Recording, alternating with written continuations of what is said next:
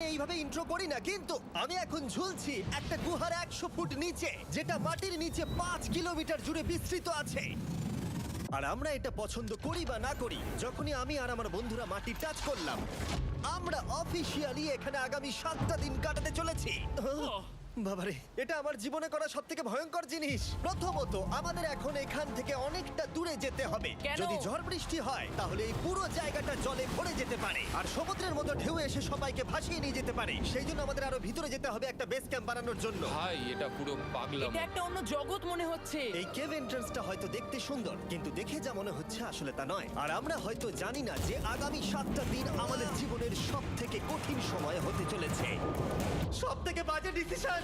ঠিক আছে, আর কিছুক্ষণের মধ্যেই অন্ধকার হতে চলেছে। ক্যাম্প না করলে আমরা বিপদে পড়বো। আমরা কোথায় যাচ্ছি সেটা কি বলবে? আমাদের ক্যাম্প সেটআপের জন্য একটা ফ্ল্যাট গ্রাউন্ড খুঁজতেই হবে। কেভের ভেতরে ঢোকার পরে আমরা এমন একটা জায়গা খুঁজে পেলাম যেটা অনেকটা উঁচুতে থাকায় আমরা জল থেকে সুরক্ষিত থাকতে পারবো। তার মানে এটা ক্যাম্পের জন্য পারফেক্ট। পারফেক্টটা একটু বেশি হয়ে গেল। মোটামুটি বলা যেতে পারে। ঠিক আছে, ক্যাম্পের জন্য মোটামুটি। প্রথম দিনের বাকিটা আমরা কাটিয়ে দিলাম আমাদের জিনিসপত্র আনতে। প্রত্যেকটা ব্যাগের ওজন প্রায় 80 পাউন্ড। আর যেমনটা তোমরা ফুটেজে দেখছো, আমরা এটা করতে 4 ঘন্টা লাগিয়ে দিলাম। এখান থেকে যাওয়া খুব কঠিন।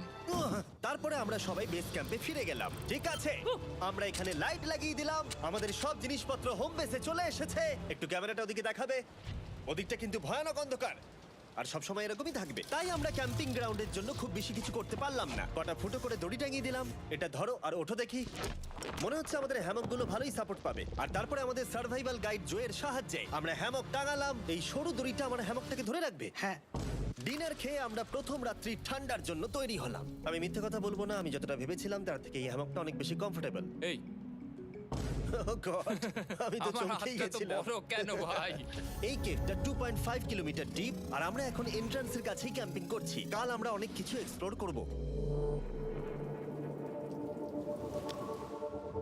তোমরা কেমন ঘুমালে?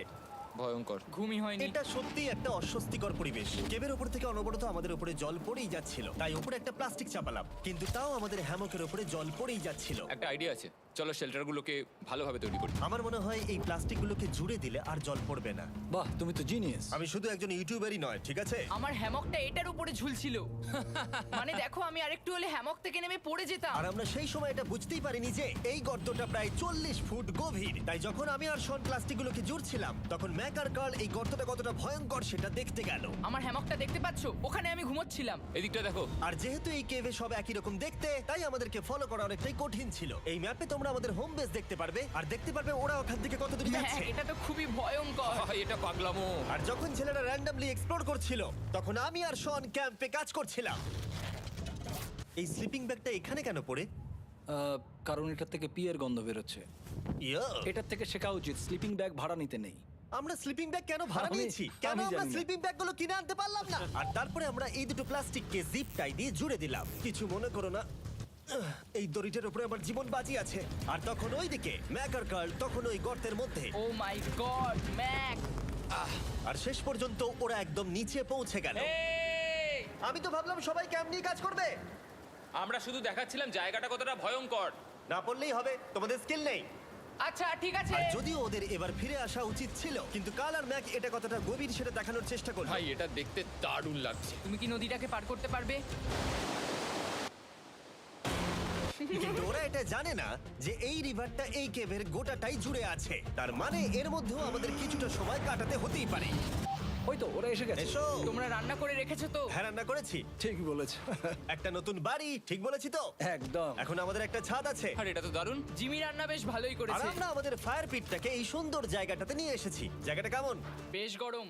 আরামদায়ক। এই পাথরগুলো গরমটাকে ধরে রাখবে এবং ওপর থেকে যে পি পড়ছে সেগুলোকে আটকে দেবে। ওটা পি নয়। তাহলে ওটাকে কি বলবো? যদি জানি না, হয়তো বৃষ্টির জল হবে বা না, এটা বৃষ্টি নয়, না, পাথর মানে ইয়ে তুমি- করছে। এই একটু উপরে দেখাও। তুমি মেঘ দেখতে পাচ্ছো? পাথর দেখা যাচ্ছে। এটা বৃষ্টি নয়, রক পি। Rock P. ঠিক আছে রক পি। ঠিক আছে, এটা রক পি। আর একটা শুকনো রাত ঘুমিয়ে কাটাবার পরে আমরা ঠিক করলাম জো আমাদের সার্ভাইভাল এক্সপার্ট, তাকে নিয়ে আমরা কেভের শেষ প্রান্ত অব্দি যাব। Cave, cave! Cave, cave, cave! Cave! Cave! দেখা যাক আমরা কেভের কতটা গভীরে যেতে পারি। তোমরা কিন্তু মনে রাখবে আমরা সবেমাত্র কেভের এন্ট্রান্সের দিকেই আছি, আর আমাদের ইচ্ছা এই কেভের শেষ প্রান্ত অব্দি যাওয়া, অবশ্যই না মরে গিয়ে। ও মাই গড, এটা তো খুবই স্টিফ। আরে এটা তো সবে শুরু। আমরা কেভের আরো গভীরে এসেছি। তোমরা সবাই সাবধানে আসবে। এটা খুবই ছোট জায়গা, আমার মনে হয় না এখান থেকে আমি যেতে পারবো। কেভ এক্সপ্লোরের ইন্টারেস্টিং জিনিসটা হলো যা হোক করে আমাদের এই ছোট্ট ফাঁকগুলোর মধ্য দিয়ে এগিয়ে যেতে হবে। ও মাই গড, খুব ছোট জায়গা। আর তারপরেই খুব বড় একটা জায়গা আসবে, সেটা এতটাই বড় যে কিছু না দেখতে পাওয়ার জন্য এটা করতে হলো। ও মাই গড। এবার আমি সব দেখতে পাচ্ছি, এটা দুর্দান্ত। এটার তো অনেক আলো। ভাই জায়গাটা কতটা সুন্দর দেখো। বাপরে কি আলো, আমি তো তাকাতেই পারছি না। আমি তো অন্ধ হয়ে যাব মনে হচ্ছে। এ বাবা, এটা কি হলো? আমরা বোধহয় ঠিক মতো এটাকে ব্যবহার করতে জানতামই না। চলো এগিয়ে যাই। আর তাই আমরা এগোতে থাকলাম। এই যে এই জায়গাগুলো, এগুলো খুব ভালো ধরার এখানে? জায়গা। এগুলো ধরে এখান থেকে পা ঘুরিয়ে চলে আসতে পারবে। এইভাবে কি? হ্যাঁ, একদম পারফেক্ট। জো সব থেকে ভালো কেভ গাইড। এভাবে কেউ গাইড করতে পারবে না। ঠিক আছে, এইবার ব্যাপারটা ইন্টারেস্টিং হবে। কি? এটা কি? এখান থেকে আমাদের ওয়েট শুট পরে সাঁতার কেটে যেতে হবে।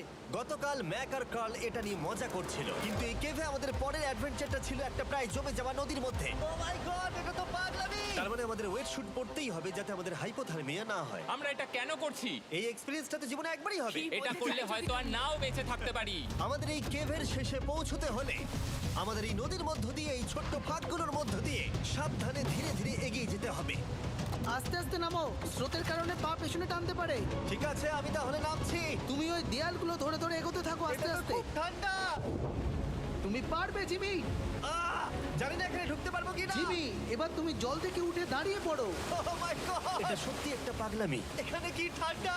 যখন তোমরা খুব ঠান্ডা জলের মধ্যে থাকবে তখন একটা পাথরকে ধরে এগিয়ে চলা খুব কঠিন হবে।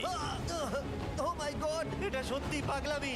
ম্যাক, কার্ল, চলে এসো। আমার ভয় লাগছে। চলো চলো, পারবে। ভাই। এগোতে থাকো, পেছন দিকে তাকিও না। একবার দেখো আমরা কি করছি। কিন্তু এই বাধাগুলো এতটা কঠিন ছিল না সামনে যা আসতে চলেছিল তার তুলনায়। আমরা পেরেছি। কেভ কেভ কেভ এই, কেভ। একটা কথা শোনো, আমরা 10% আসিনি। তার মানে এখনো আমরা শুধুমাত্র সার্ফেসেই রয়েছি, আর শেষ প্রান্তে পৌঁছতে হলে আমাদেরকে আরো 2 কিলোমিটার যেতে হবে। যেরকম তোমরা দেখতে পাচ্ছ এখানে 24/7 বৃষ্টি হয়, তাই আমি একটা আড্ডা মারার জায়গা তৈরি করেছি যেখানে আমরা কেউ ভিজবো না। আমি ভাবছি আমি যদি এটা না বানাতাম তাহলে কি হতো। আমি নিশ্চিত যে ওদের একটা ভেজা পাথরের উপর শুতে হতো। আমাদের ক্রমাগত এগিয়ে যেতে হবে এবং শরীরটাকে ভিজে রাখতে হবে। ঠিক আছে। নইলে আমাদের শরীরের তাপমাত্রা কমে এটা যাবে। এতটা কঠিন কেন?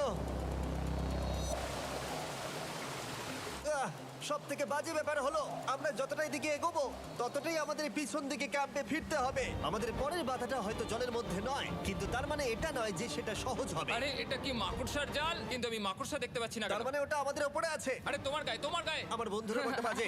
এই গেমটা মিস্টার বিস ভিডিওর মতো, যত এগোবে ততই কঠিন হবে।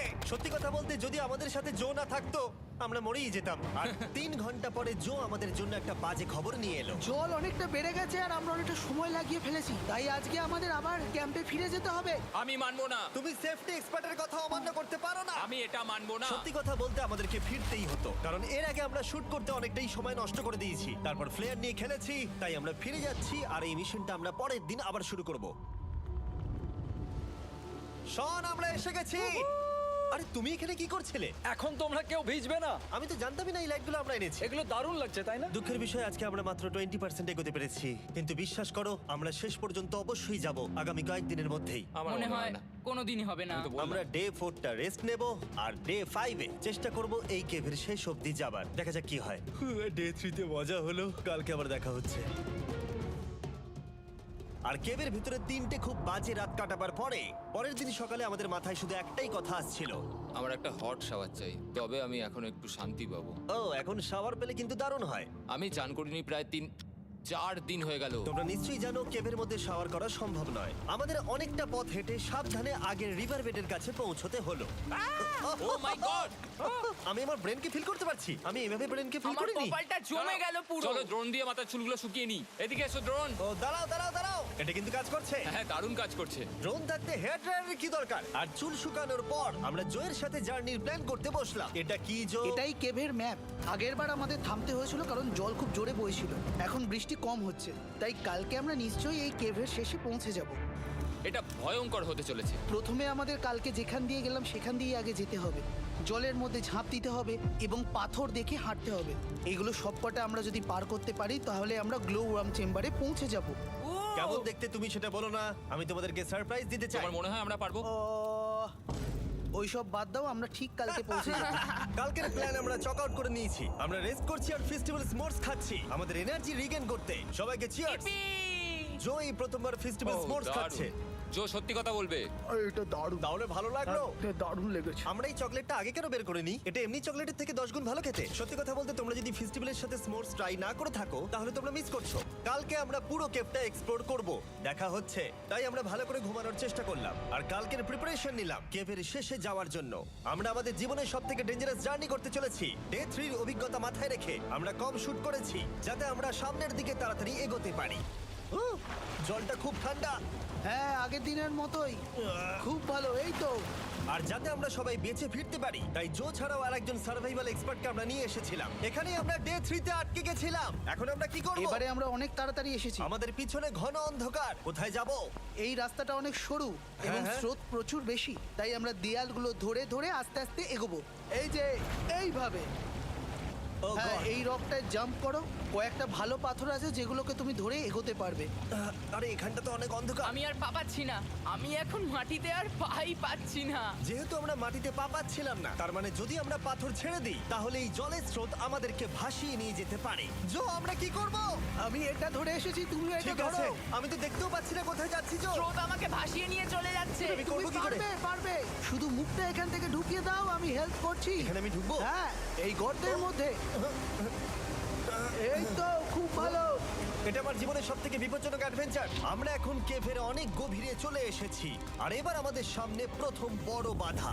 এখানে জলের একটা ঘূর্ণাবর্ত আছে, যদি তুমি এর মধ্যে পড়ে যাও তাহলে তোমাকে একদম নিচে নিয়ে চলে যাবে। মানে আমরা পড়ে গেলে মরে যেতে পারি। হ্যাঁ, মানে আমরা মৃত্যুর সাথে খেলা করছি। এটা এতটা বিপজ্জনক হতে পারে আমি সত্যিই ভাবিনি।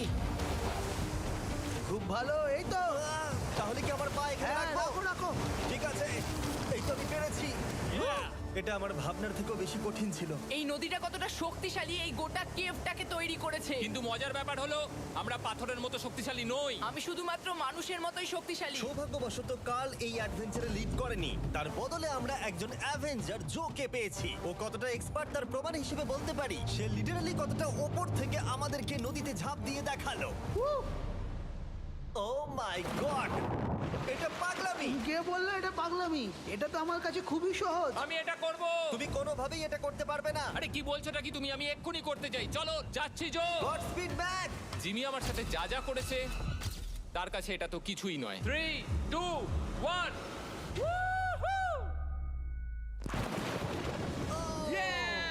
তুমি করবে? না, আমরা না এগুলো শেষ পর্যন্ত যেতে পারবো না। ও মাই গড, আমাদের নিচের দিকে যেতে হবে। আমরা সবসময় স্রোতের উল্টো দিকে কেন যাই? এখন শুধু আমি ভেসে ভেসেই যেতে পারবো, আর কিছু না। এই জলের তলায় অনেক ধারালো পাথর আছে, তোমরা সেগুলোকে দেখতে পাবে না, তাই সাবধানে পা ফেলবে। ও মাই গড। আবার এটা গভীর আরে হচ্ছে। আমার পা তো কিছুর উপরে রাখতে হবে। ছোট পাথরগুলোই একমাত্র বাধা ছিল না, মনে হচ্ছে আমাদের প্রতিটা পদক্ষেপে। ও ভাই, আমি কিচ্ছু দেখতে পাচ্ছি না। এটা খুব ভয়ঙ্কর। কেভটা আরো অন্ধকার হয়ে আসছিল এবং আরো সরু। আর তখন আমরা জানতাম না যে আমরা ফিনিশ লাইন অবধি পৌঁছতে পারবো কিনা। আমি ক্লান্ত হয়ে পড়েছি। এই কেভে আরো কঠিন বাধা আসার আগে তোমাদেরকে আমি কিছু দেখাতে চাইবো। জো, তোমার ব্যাগটা দাও। Thank you. তুমি জানো এর মধ্যে কি আছে? না, জানি না কি আছে। Brand new mister beast lab swamp. সত্যি কথা বলছি, গত 5 ঘন্টা ধরে যেহেতু আমি অনেক পরিশ্রম করেছি, তাই কোনো মতেই এখন এটা আমি বলার মতো অবস্থায় নেই। তাই এটা শুট করার 1 মাস পরে আমি পুরো কেপ সেটটা তৈরি করলাম ফিউচার জিমি নেম ট্যাগ দিয়ে। তারপরে বললাম, হে, আমি ফিউচার জিমি, আর আমি এখন তোমাদেরকে বলবো brand new toy line of mister beast lab swamp সম্পর্কে। এটা একটা কালেক্টিবল টয় লাইন, আর এখানে 119টা ইউনিক ডিজাইন ক্যারেক্টারও আছে যা তোমরা কালেক্ট করতে পারো। আর সবথেকে দারুণ ব্যাপারটা হলো, কোন ক্যারেক্টারটা তুমি পেয়েছো সেটা জানতে হলে এই টিউবে ওয়াটার দিয়ে নাড়াতে হবে আর তোমার সোয়ামস তোমার সামনে চলে আসবে। আর আমি এটা ডেমনস্ট্রেট করতে এই বিশাল বড় টিউবটাকে বানিয়েছি। এই টিউবটাকে জল দিয়ে ভরে দাও। তোমাদের এত জলের দরকার নেই, এটা অনেক বড় বলে এত লাগছে। ঠিক আছে, এটা এখন জলে ভর্তি হয়ে গেছে। এবার এটাকে একটু নাড়াতে হবে। এটা কি আর নাড়াতে হ্যাঁ হবে? হ্যাঁ, অনেক নাড়ানো হয়ে গেছে। এবার জল ঢালো এখানে। জো ঢালছে। আর জল ঢালার পরে তোমরা দেখতে পাবে তোমরা কোন সোয়ামটা পেয়েছো। এটা সবথেকে রেয়ার হাইপোক্রোম, যেটা মাত্র 1000টা বানানো হয়েছে। জো, এটা তোমার। Thank you so much. এটা চাই। আর এটা তোমার। কাল কি নেবে? আমার কাছে দুটোই ছিল। আর আমরা শুধু সোয়ামেই থেমে নেই, আমরা এই অ্যাকশন ফিগার প্যান্থার গুলো বানিয়েছি যেগুলো এই ব্রিফকেসে আছে। আর এই সোয়ার্মের মতো এই মিউটেটর যখন তোমরা কিনবে দেখতে পাবে এর ভেতরে কি আছে। কোথায় কিনবো? ভালো হয়েছে জিজ্ঞাসা করলে। মিস্টার বিস্ট ল্যাব টয়েস এখন তোমরা পৃথিবীর সব জায়গায় পেয়ে যাবে। এগুলো সব বেরিয়ে গেছে, তোমরা গিয়ে কিনে নাও। আর কেবের মধ্যে অনেক সমস্যা পেরোনোর পরে আমরা ফাইনালি পৌঁছে গেলাম গ্লো ওয়ার্ম চেম্বারে। ভাই এবার খুব ভালো লাগছে। ঠিক আছে টিম, তোমাদের গ্লো ওয়ার্ম চেম্বারে স্বাগত। এ তো দারুণ। এটা দারুণ লাগছে। ভাই এটা পৃথিবী মনে হচ্ছে না এখানে একদমই। যে আলো তোমরা দেখতে পাচ্ছ সেগুলো আসলে ছোট্ট ছোট্ট বায়োলুমিনেসেন্ট গ্লো ওয়ার্ম তৈরি করেছে। এটা দেখতে অনেকটা মিল্কি ওয়ে গ্যালাক্সির মতো লাগছে। ওয়াও! আর এই মুহূর্তটা, এই ভিউ, সত্যি বলতে এই ট্রেকের সমস্ত ক্লান্তি যেন দূর করে দিল। এখানে অবধি পৌঁছানো যেন সত্যি একটা অ্যাচিভমেন্ট ছিল। কিন্তু এখন আমাদের যাত্রা শেষ হয়নি, কারণ আমাদের এখান থেকে এখন বেস ক্যাম্পে ফিরতে হবে। আজকে ডে 6 হতে চলেছে, এখনো ওরা আসেনি আর আমি খুব ক্লান্ত। আমার মনে হয় না আমি ভালো করে ঘুমোতে পারবো, ওদের জন্য খুব চিন্তা হচ্ছে। এই ট্রিপটা অনেকটাই সহজ ছিল কারণ আমরা স্রোতের সাথে ভেসে ভেসে যাচ্ছিলাম। আর যেহেতু তোমরা এই ট্রিপটা দেখেছো তাই আমরা এটাকে স্কিপ করলাম। কিন্তু সত্যি বলতে এই জার্নিটাও অনেকটা বেশি সময় নিল, কারণ আমরা ক্যাম্পে পৌঁছানোর আগেই 6 নম্বর দিন চলে এলো। শন, সবাই ঠিক আছে তো? আমার খুব চিন্তা হচ্ছিল। Happy day 6। ডে 6 খুব ভালো। এনার্জি বাড়াতে আমরা আগুনের উত্তাপ নিলাম এবং ফাইনালি আমরা কিছু খেতে পেলাম। এটা খুবই অ্যাডভেঞ্চারাস ডে ছিল। কালকে দেখা হচ্ছে, মানে আজকেই হয়তো। এটা হয় ডে কোনোদিন 6 হবে না। নাকি আজকে, না আমি জানি না। এত বড় ট্রেক সম্পূর্ণ করার পরে শারীরিকভাবে চূড়ান্ত ক্লান্ত হওয়া সত্ত্বেও জানি না কেন কিন্তু আমি একদমই ঘুমাতে পারছিলাম না।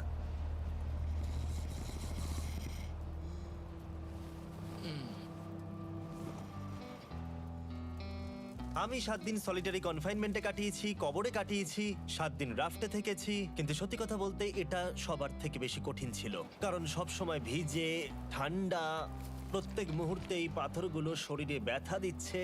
বেশিরভাগ সময়টাই এই কেভটা দুঃস্বপ্নের মতো ছিল। কিন্তু তোমার আর আমার মধ্যে জিমি! ইয়ো! গার্ড, আমাকে দেখতে পাচ্ছ? এটা পৃথিবীর সবথেকে উজ্জ্বল টর্চ। মজার মুহূর্ত অনেক ছিল। মাটির নিচে 300 ফুট গভীরে অভিযান চালানো থেকে আমাদের সবাই মিলে হ্যামক নিয়ে হাসাহাসি করা সবকিছুই এই অভিযানের অংশ ছিল। যেহেতু আমাদের সঙ্গ দারুণ, চলো তিমির মতো আওয়াজ করো। তাই এই ভিজে, ঠান্ডা, পাথুরে অদ্ভুত কেভের ট্রিপটা বদলে গেল আমাদের জীবনের সব থেকে সুন্দর মুহূর্তে।